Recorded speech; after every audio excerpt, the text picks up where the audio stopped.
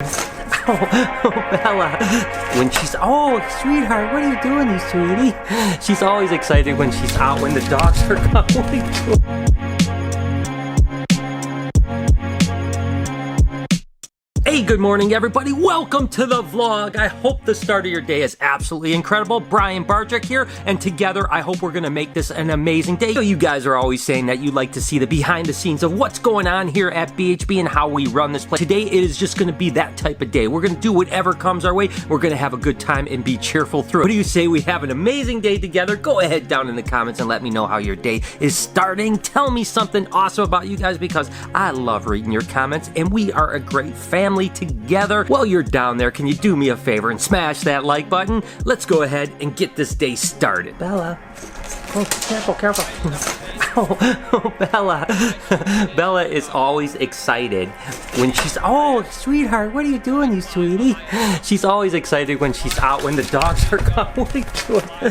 The truth is that it's really important now that Bella is getting a little bit mature to work with her even more. So we're trying to keep her out a little bit more often and even give her more treats and stuff like that because we don't want her to start, getting to the point where she doesn't want to be around people. So now it's really important because it's usually right around that 2-year-old mark that Rhino Iguanas will start to assert their dominance. They get to the point where they don't want to be messed with humans. So it's really important to continue to kind of nurture that relationship. Every time I get a chance when the dogs aren't around, I let her out, let her run the shop, give her freedom, and then also continue to interact with her so that she continues to stay my puppy dog tame Rhino Iguana. All right, just checking in with Jessica to see what's going on. Jessica, what is up for you today? Well, today I am cleaning the adult breeders and getting them ready for hibernation.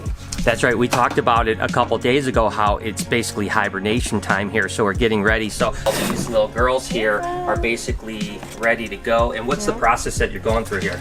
So right now I'm putting everyone in a bucket, going through their lay box, making sure it's all good. Still found a couple eggs earlier, isn't that crazy?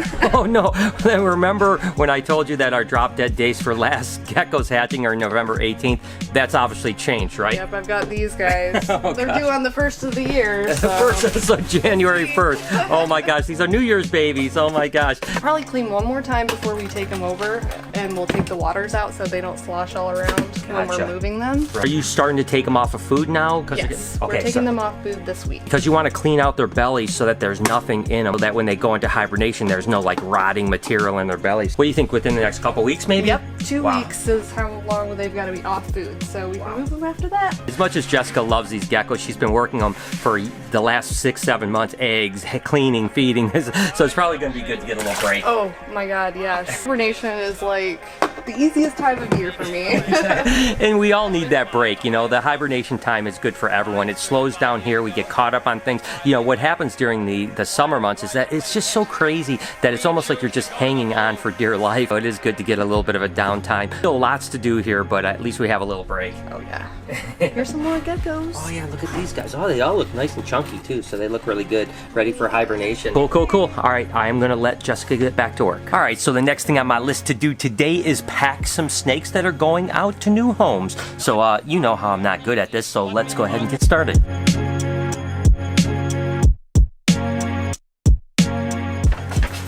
Alright guys, so that took me a little bit of time, but I finally found it. This is actually a beautiful little pastel vanilla Woma ball python. I mean, oh, it's so gorgeous. That definitely took me a while. I am so bad at finding these animals. So next up is a beautiful pied. Let's go see if we can find that.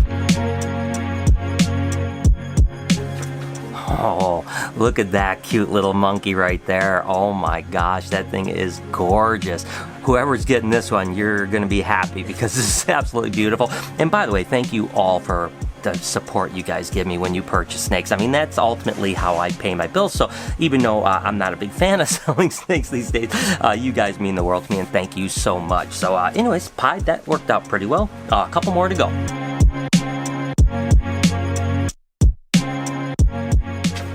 Next little snake is actually this beautiful little spider ball python. This is actually a male spider ball python. It's got some really gorgeous pattern, doesn't it? And look at that head. That thing is super nice.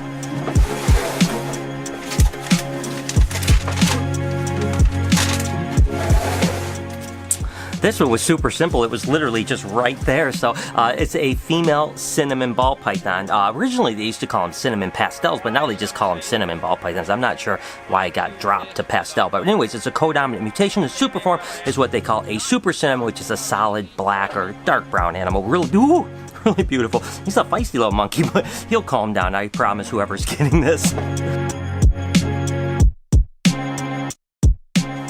Next up would be this beautiful little Sumatran red blood python. I mean, look at how gorgeous these are. I love little baby red blood pythons, so I'm glad that somebody was excited about them as much as I am. And finally, we have a beautiful normal female. I think it's really awesome that people still really get excited about the most normal or wild type ball pythons, because after all, this is what started my passion for them. I mean, my first ball pythons I bred were just normal ball pythons. I mean, it's hard to find an animal that's much cuter than that. So there it goes. There's the rest of my packing. So that didn't go so bad. And again, thank you everyone that supports me in everything you do, whether it's watching, commenting, liking, buying snakes, me getting swag. You guys are amazing. And if it wasn't for you, I couldn't live the life that I live. So don't think that I don't appreciate each and every one of you. Let's check in with Kelsey. Kelsey, what do you got going on? I am putting all of our John I sand boas on Sandy chips today. We had talked about it. You know, Kelsey came to me and we always kept them on paper. You can kind of see these guys are kept on paper right here. And you know, they really do like to burrow. We kept them on paper for a while, and we gave different layers so that they could climb under the layers. Just thought to ourselves, let's put them on Sandy's. It just kind of works out well. So they seem to appreciate it already. Oh yeah, look at her go. That is awesome.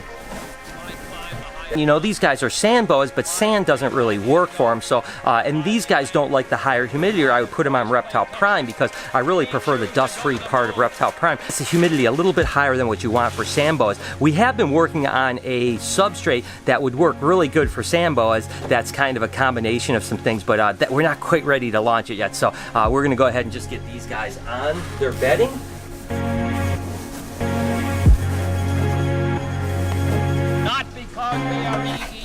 So yeah, this will be really good for them. They'll just kind of, you know, continue to be a little bit more comfortable. We're breeding these guys now, so hopefully we can have some babies. They're kind of 8 seasonal breeders. You can kind of breed them almost year round. Whenever you just put them together, they seem to breed. So we'll see what happens. I am going to go through the whole collection now and water everyone now that I'm done cleaning. That's right, because every week Kelsey cleans her section, and then of course everything gets fresh water every week too. So it's really important to do that. And then she spot checks them here and there as well. So during the week, if something needs fresh water, because fouled it up or something like that, she does that. So good job, Kelsey.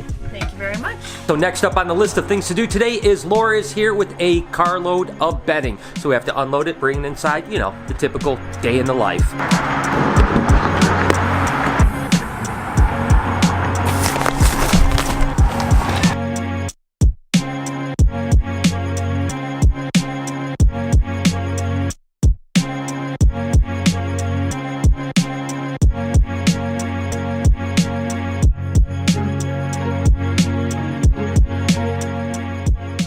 Like I always say, it's not the big things that make you successful. It's all the little things, you know, the little work like bringing bedding in. It's just the way it goes. Okay guys, I got a really quick unboxing, really quick, just one thing. I'm pretty excited about it because I see these commercials all the time for the Duluth Trading Company, and I'm not really sure who sent this to me, but it's from the Duluth Trading Company. This is that one that has the crazy underwear and stuff. So I don't know, we'll see what the heck this is all about, but I don't know why I'm excited about it. Like, I don't know, I'm pretty sure there's no underwear in there, so calm down. I don't know, it could be.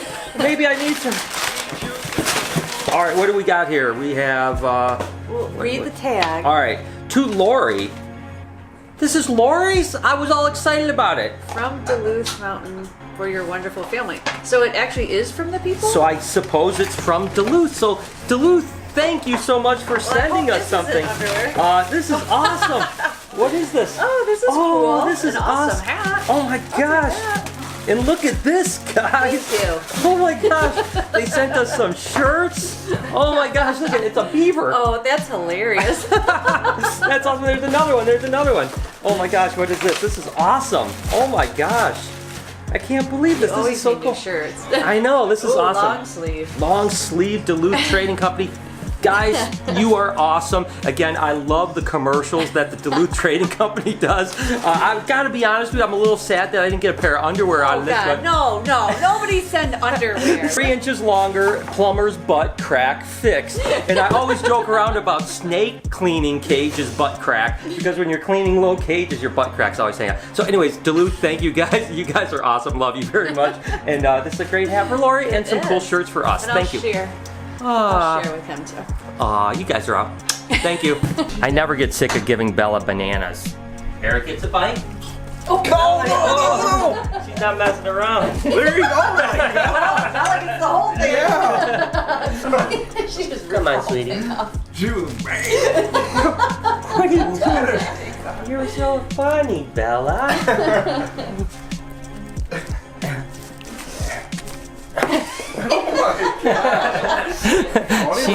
She's in quite a mood today. Believe it or not, a lot of my job responsibility here is actually to think forward and to decide what we're going to be breeding in the future. So what that means is that I have to not only look at the collection we have now and think like, what can we do to kind of bolster our groups? You know, maybe we want to produce more of this, a little less of this, whatever the case may be. But then I have to try to look forward and say, like, what do I think is going to be popular 2 or 3 years from now? Because again, you got to remember, it takes a couple, 2, 3, 4 years to raise up some animals. I mean, take for instance this red-tailed boa. She's probably at least 3.5 years away from even thinking about breeding her. And this is kind of a passion project of mine. And I don't think that this is going to somehow be a great business investment or something like that, because I just love red-tailed boas. But the fact is, I do have to make a lot of those decisions based on what I think from a business standpoint I should be producing 2 or 3 years from now. Take for instance Mexican Black Kings. A few years ago we raised up a pretty good group of Mexican Black Kings because I kind of thought they were going to be popular, and literally the prices have more than doubled in the last 2 to 3 years, and the popularity is insane because they're such amazing animals. So today one of the things I'm going to do is kind of just walk around and look at animals and try to decide what we're going to keep back and start raising up, because remember, we're setting that building up next door, which means that we have to have animals to raise up. So over the next couple weeks I'll go ahead and do a tour on what I ended up deciding to keep. Alright guys, so I am going to wrap up the day and end the vlog here. So that basically what it was like to live the day here at BHB. And again, every day is completely different. Literally, there is never any common ground when it comes to my life. Now, the crew typically has a pretty regimented schedule, but for me, every day, I never know what's going to happen, and that's what makes my life so amazing, is that every day is a new day, and it's always exciting. And I hope that you guys have an exciting day and an amazing day, whether it's morning, evening, night, whenever you happen to be watching it. You guys mean the world to me. Thank you so much for everything that you do for me. I love you to death. Can you do me a couple favors, please? Can you smash that like button for me, as well as turn the post notifications on so you know when I upload a video, which is every day at 9 o'clock in the morning Eastern Standard Time, which by the way, we're about to change, so it's going to be an hour different. Make sure to be kind to somebody, and I promise I'm going to see you tomorrow.